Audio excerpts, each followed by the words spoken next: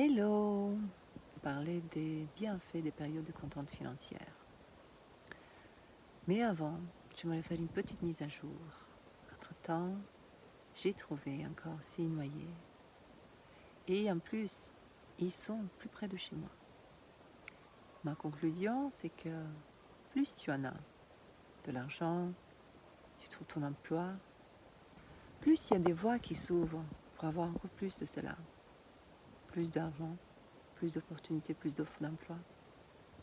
À l'opposé, moins tu en as, tu n'es pas dans la bonne énergie, dans l'agitation, tu es dans l'effort, moins tu t'apercevras des opportunités qui sont près de toi.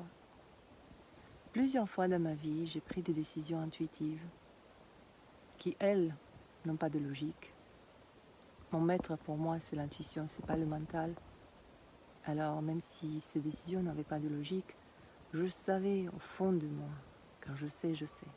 Je savais au fond de moi que ces décisions m'allaient aider à évoluer beaucoup plus. Si j'étais restée dans l'endroit calme, paisible, et avec un revenu constant, stable. Ça a été le cas il y a 14 ans.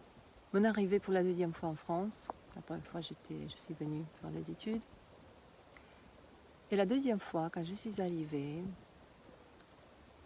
je n'ai pas pu trouver un emploi en utilisant mes diplômes, mon expérience, parce que je suis arrivée dans un moment où j'avais besoin d'un permis de travail.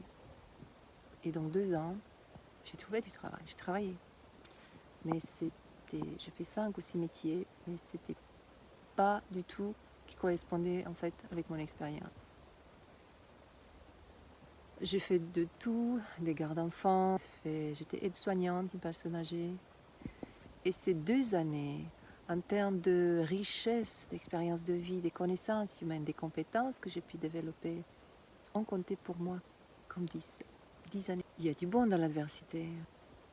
Qu'est-ce que j'ai appris dans les périodes de contrainte financière? Apprécier le peu, optimiser, à faire plus avec moi, à jouer avec. Pour moi, ça a été aussi la mort de l'ego, parce que j'ai appris à demander de l'aide. Ah ouais, moi j'étais très orgueilleuse. Jusqu'à ce moment-là, j'étais toujours quelqu'un qui se débrouillait seul. Mais là, ça a été un moment où j'ai vraiment appris à demander de l'aide. Et je l'ai fait, je demandais de l'aide auprès de mes amis. Mon message principal, c'est que j'aimerais que les gens soient plus détendus par rapport à l'argent. Parce qu'il y a tellement de rêves dans le placard. Cette peur de manquer d'argent restreint beaucoup le jeu, le potentiel du jeu, de la vie.